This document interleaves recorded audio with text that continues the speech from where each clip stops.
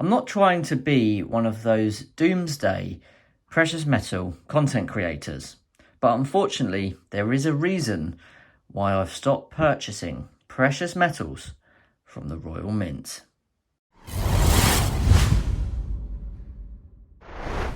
So the reason I've stopped buying precious metals from the Royal Mint in the United Kingdom is a very simple one.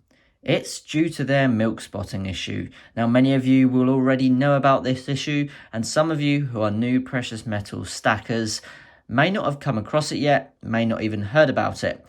But let me tell you this, if you are due to buy some Silver Britannias from the Royal Mint, I would expect some milk spotting to appear. If you've watched this far into the video, maybe you'll consider watching slightly further until the end of the video, because I've got a very exciting announcement that I don't think you're going to want to miss. Now let me give you an example.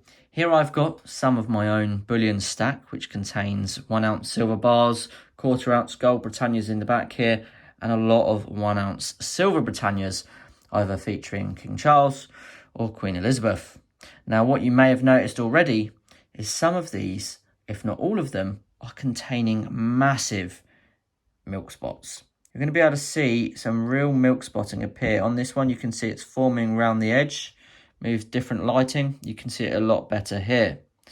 Now, this milk spotting is supposed to be caused by contact with the air. I believe it's a form of oxidization, but primarily it seems to be the reason for this is because of the cleaning agents that the Royal Mint use when minting these silver bullion coins. Now, there are other bullion dealers out there that have seemed to resolve this issue, one of those being the Canadian Mint.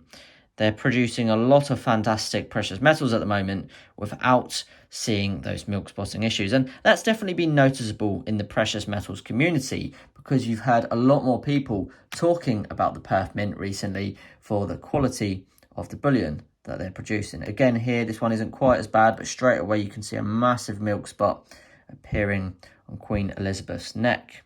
Now, the milk spotting and cloudiness is a real topic that bothers a lot of us precious metal stackers. It certainly bothers me. And as somebody who's trying to invest in silver bullion, I find it hard justifying those purchases. Not only, but silver has 20% VAT on top of its purchases here in the United Kingdom. So it's already sometimes a hard purchase to justify.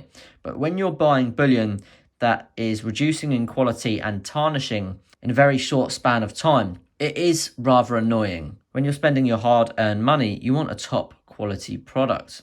And the Royal Mint charges those higher prices primarily because of their reputation. They're a globally renowned bullion refinery. They're the United Kingdom's leading government-backed refinery. And you could pretty much sell any Royal Mint item around the world with next to no issues. It's globally renowned.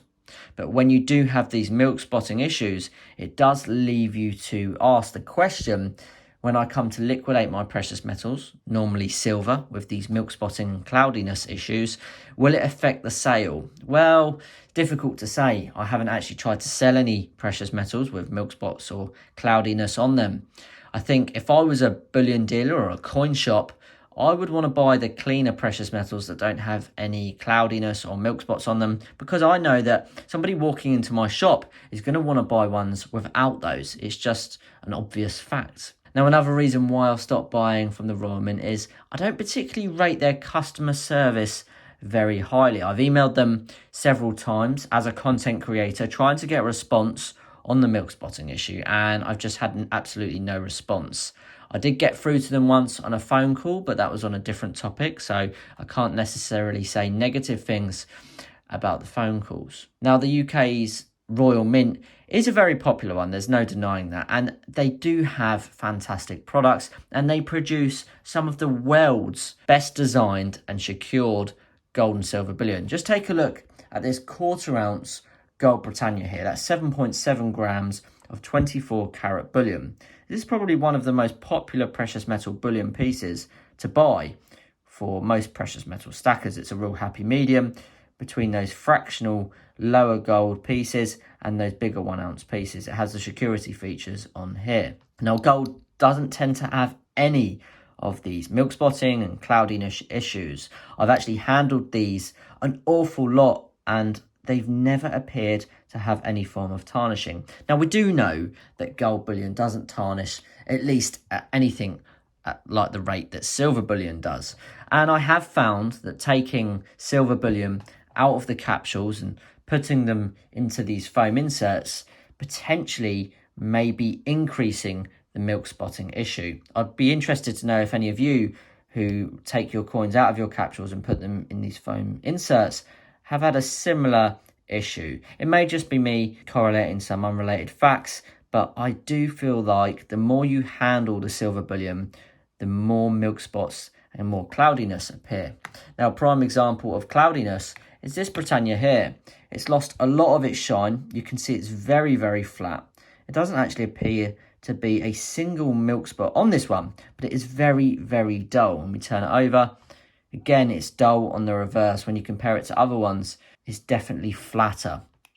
Now, silver is more volatile, so as an investment, there's a lot more potential for upside in terms of increasing in value. A lot of you will know my beliefs that silver is probably a bit undervalued right now, considering its high demand in industrial usage for electric cars, solar panels, medicine and healthcare.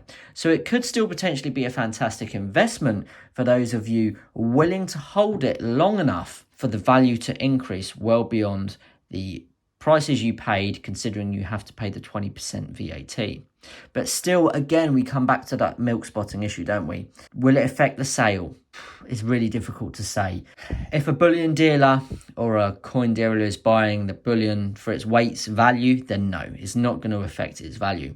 But if they're buying it because maybe it's a bespoke design, a limited edition piece, then yeah, I think it could definitely affect the value. One interesting point that I'd like to mention is that the 1 ounce silver bars from the Royal Mint don't ever tend to milk spot or tarnish. I've had this 1 ounce Una and the Lion silver bar for a very, very long time. And myself, seeing these, handling them, taking them out of the capsules, it hasn't got any milk spots on it and it hasn't got any cloudiness. Now, granted, I haven't taken these out of the capsules as much as the coins, but nonetheless, I would have expected to see a small part of cloudiness or milk spots, considering how bad the 1 ounce Silver Britannias go. Now, it's very interesting to mention that on all of these coins, they're all Elizabeth Britannias. I do own King Charles Britannias, and none of those have milk spotted. Now, could that be because they're a new release and they haven't had time to react and milk spot and go cloudy? Or has the Royal Mint potentially heard about this issue and are they desperately trying to resolve it so they don't lose their customer base? It could be that, but at the minute we don't necessarily know. And for that very reason, I am reluctant to buy direct from the Royal Mint. I am still trying to purchase silver. I have a stacking goal when it comes to silver bullion. So unfortunately, I will still be purchasing 1 ounce Silver Britannias that no doubt being produced from the Royal Mint will milk spot. But because the higher prices the Royal Mint demands for its bullion pieces, I'm going to be looking elsewhere at cheaper bullion dealers, like Tavex Bullion, for example. Because why would I want to pay a higher price on silver bullion when I can get the exact same product that is essentially probably going to milk spot anyway? So for now, I have stopped buying from the Royal Mint. I'm not even purchasing any gold from the Royal Mint. I'll be looking elsewhere at cheaper bullion dealers who are getting their supply direct from the Royal Mint. So let me know what you think in the comment section below. I'm going to continue stacking silver until my silver bullion goal is complete. But then I'm going to be going completely cold turkey and I'm only going to be stacking gold bullion for the rest of the future. Thank you very much for watching. A big shout out to the channel members. You guys make up to 14% of the channel's revenue. And if you've been watching till the very end of this episode, thank you for your time. I really appreciate it. And I'll see you in the very next episode. Bye-bye. If you stayed all the way till the end of this video, thank you very much. I've got a bit of exciting news to announce to you all. For channel members, I am soon to be releasing a complete full precious metal stack and portfolio investment balance of my entire holdings. So if you're a channel member, keep your eyes peeled because there'll be a video coming your way very, very soon.